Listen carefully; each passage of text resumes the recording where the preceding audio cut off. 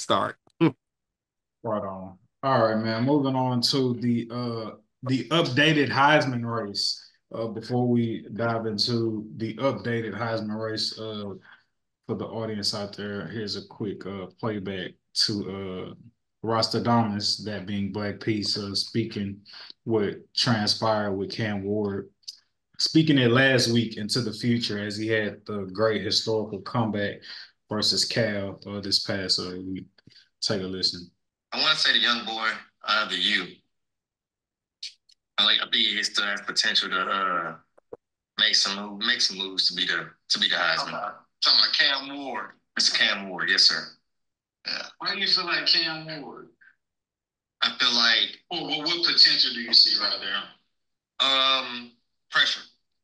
Um, he's one of the players that I've noticed that has kind of been playing against the pressure for the most part.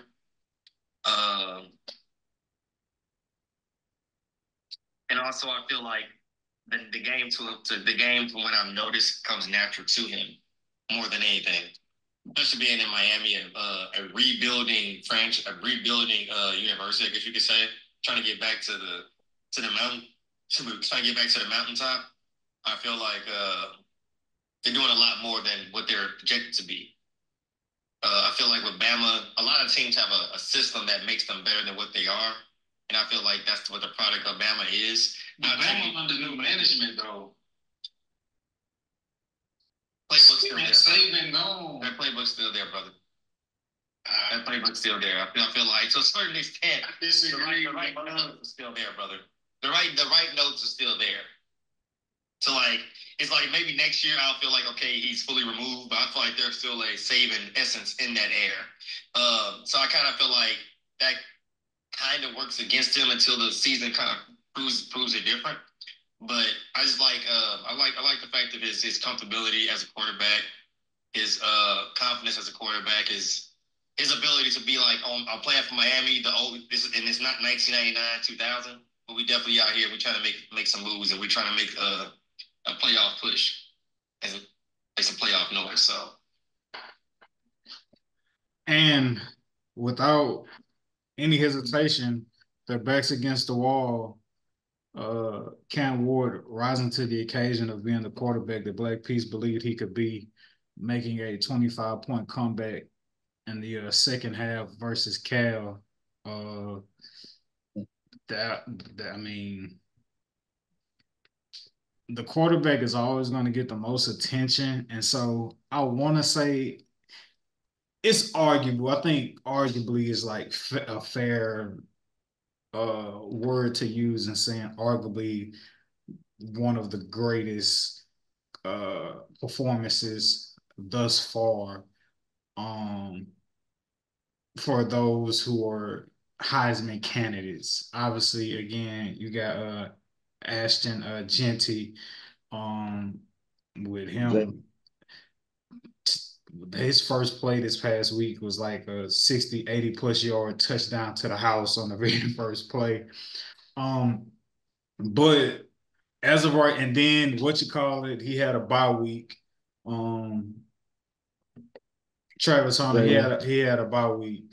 Oh, okay. Yeah, Jalen Miro, I believe he completely lost his opportunity at a Heisman after being upset and losing to Vanderbilt this week.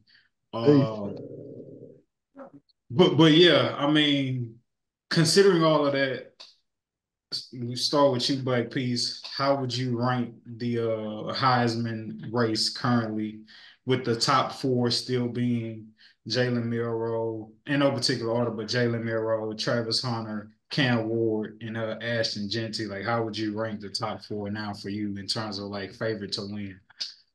realistically, I'm gonna stay with Cam Ward, Genty, what's up, and Travis Hunter. based off of just prior performances, I would have to give it to Mr. Hunter, then Jalen Milroe. Say it again.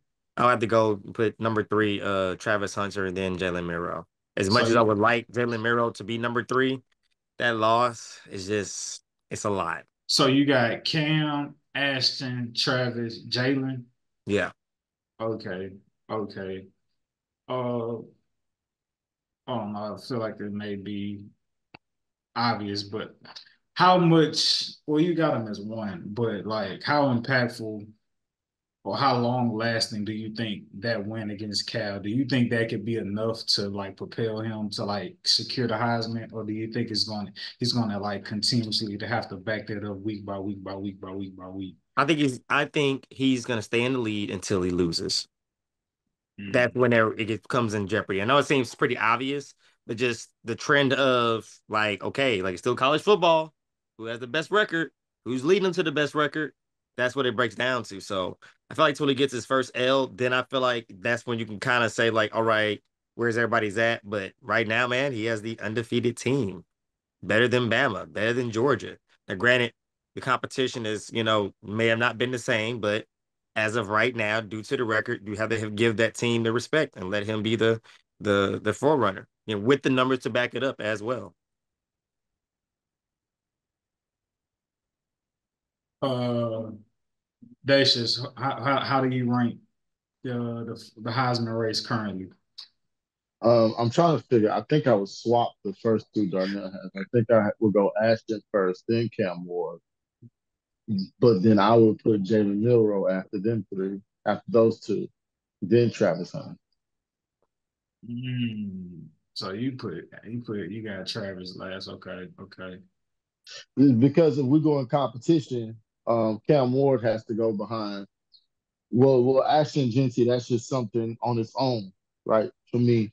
And then if we go in competition, then I'm going competition versus skill, Cam Ward, Jalen Milrow, and then Travis Hunter. They still lost a Vanderbilt, dog. I mean, I know it's Yeah, one, but I don't think. I'm glad you said they lost to Vanderbilt. You didn't say he lost to but but but Cam was in the exact same position. Not saying you're fighting in between them, but I'm saying Cam was in that exact same position and persevered. He was losing to a lower ranked team, and found help lead the way. Like you say, it is a team thing, of course, but I mean, he's the main guy throwing it to where it needs to be at. Yeah, Of no, but course, the receivers have to I catch it. Of course, I a block feel is got you. a block, but you know how this game goes. The only reason, you know what I'm saying, and I agree with you, the only reason why the tail of the tape is the way it is for me is simply because of Division 1, Division 2, and stuff like that. Literally, I mean, you they know what all I'm saying? Division 1 though. Well, I'm just saying, like, we know Powerhouses. where the I big got boys like go. your Power Five we school type. know where the big boys go, and we know where, yeah. Here's a argument that I just thought about for Ashton Genty. Now, granted, he may not be going up against the Bamas and the Georgia type defenses. However, there is something to be said about his greatness when the opposing team know you're going to run the ball and they load the box on him, and he still finds a way to go for 100 plus and two tutties. Like, so That's again, Adrian Peterson s you know missed. what I'm saying? It's just like, bro, like you going up against eight Yeah. man box, and they're pressing, and they're not worried about the receivers because they know you're going to run the ball, and you still breaking. Like, you know what I'm saying? As they say, hitting your head on the goalpost. Like, come on, bro. He Like, made a bet with one of his linemen, right? You heard about his I bet? seen it. He told him if I don't rush for two K, I'm cutting my dreads. You know who the last person done that? Who? Barry Sanders. Well, B. Sanders. I thought you were gonna say Ricky Williams. Respectfully. Yeah. Yeah. Oh, there. Oh, Barry You Sanders. know, talk like that. and I'm glad you brought that up because I know for some people how much of a spiritual thing that is with like growing out your hair and growing your locks Mhm. and how like sacred that could be and how much that can mean to you and like you know what I'm saying. So for him to put that on the line, That's a huge bet. that's Yeah. serious. That's a Like huge bet. that's serious. This falls into the category of Carmelo Anthony betting one of his teammates a If game we alive. on If live, I I lose, I cut. cut my braids off. Just Yeah, saying, this falls in that category of historicness. Yes, man. Yes, bro. So like for him to say that, I think yeah, like for him to make that bet with his lineman, and also too for him to decline transferring and going to a bigger school and being like, no, I got it made where I'm at. I got that chemistry with my lineman. I got that chemistry with my offensive coordinators, my running back coaches. Like I don't need to go chase XYZ or whatever, trying to be in the hype with the bigger schools. Like my bread is buttered here. Like I'm gonna Respect the go. game, baby. He respected the game, yeah, I mean. And so yeah, man. Last week Yeah. I had Travis one, Jalen two, Genty three, and Cam four. Is how I had it. And also too, I said that the way for Cam Ward to get up there is Nero was gonna have to fall off, which he did. I said that. Yeah. I knew the route for Cam to get up there had to be for like Jalen to fall off. And he did. That happened. Two, out of sight, out of mind. Colorado had a bye week, so we didn't get to see the heroics of Travis Hunter.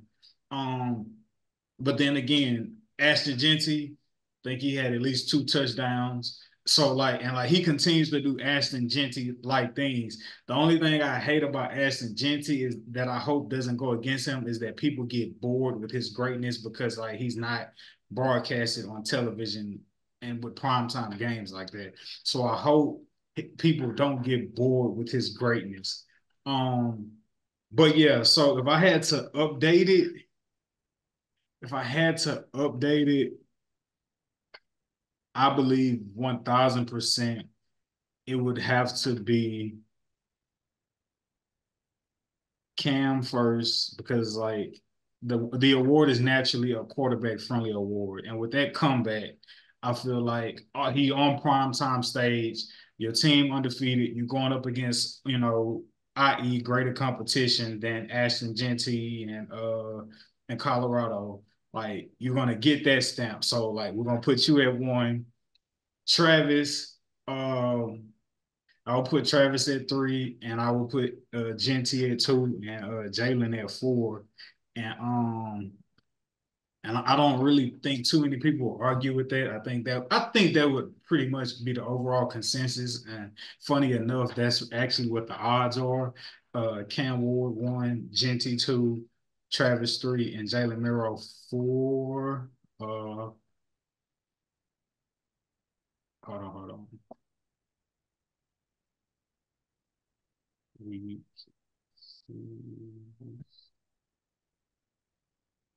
hold on to week seven. It's just all these different phases with different betting odds, but